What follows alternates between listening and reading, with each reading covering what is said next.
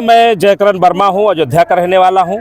आज गोंडा की धरती पर ये कुर्मी महाकुंभ के बैनर तले आज जो ये जमावड़ा लगा है कुर्मी समाज का, इसका एक सीधा से सीधा इसका उद्देश्य कह लीजिए, लक्ष्य कह लीजिए, या हमारा जो बताने का तरीका कह लीजिए, हम कुर्मी समाज के सम्मान, स्वाभिमान, उनके हक हकों के लिए, उनकी राजनीतिक भागीदारी के लिए, या हमारे समाज के जो अधिकारी कर्मचारी हैं उनको जो उचित स्थान न मिल पाने का कारण हम इस माध्यम से जताना चाहते हैं और बताना चाहते हैं कि कुर्मी समाज अब सड़कों पर है।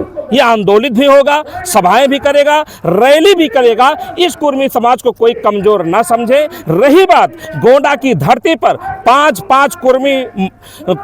लाख मतदाता कुर्मी समाज के पाए जाते हैं, लेकिन इनकी भागीदारी देखी जाए तो ना के बराबर है। इनका इस जिले में शोषण किया जाता है, इनका उत्पीड़न किया जाता है, राजनीतिक तौर पर इनको हमेशा दबाया गया है। आज कुर्मी महाकुंभ के नाते हम लोगों ने प्रण लिया है कि अब कुर्मी महाकुंभ के बैनर तले हम इस कुर्मी समाज की लड़ाई लड़ते रहेंगे। आज जिस प्रकार से हमारे साथी अरुण प्रकाश वर्मा की अगुवाई में गोंडा की धरती पर यह कार्यक्रम हुआ है, मैं अरुण प्रकाश वर्मा जी का धन्यवाद देता हूं कि इन्होंने अपने तन मन धन लगा करके यहां कुर्मी समाज की एकजुटता का जो संदेश दिया है, इससे मैं कह सकता हूं कि अब कुर्मी समाज की भागीदारी नहीं मिलेगी तो कुर्मी समाज भी निर्णय लेने को बाध्य होगा और मुंहतोड़ जवाब देने का काम करेगा जो कुर्मी समाज का शोषण करने का काम करेगा। हमारी नेता सविता वर्मा जी का, इस महिला नेताओं का, हम अपनी माताओं बहनों का भी एक जोरदार तालियों के साथ दो शब्द रखते हुए अपनी वाणी को विराम देना चाहूंगा। सरदार वल्लभ भाई पटेल जैसे कुर्सी को लात मारने का काम किया। ए मेरे कुर्मी समाज के लोगों, ए मेरे सरदार पटेल के अनुयायियों, हम सरदार पटेल तो जैसा नहीं हो सकते, लेकिन आपके उत्साह को नमन करना चाहता हूं। हमारे बीच में बैठे हैं बहुत ही बुद्धिजीवी, बहुत ही ज्ञानवर्धक, जिनके ज्ञान का भंडार कहा जाता है। हम लोगों के गार्जियन आदरणीय रामेश्वर पवार साहब, आदरणीय शिक्षक नेता की पत्नी, हम लोगों के नेता।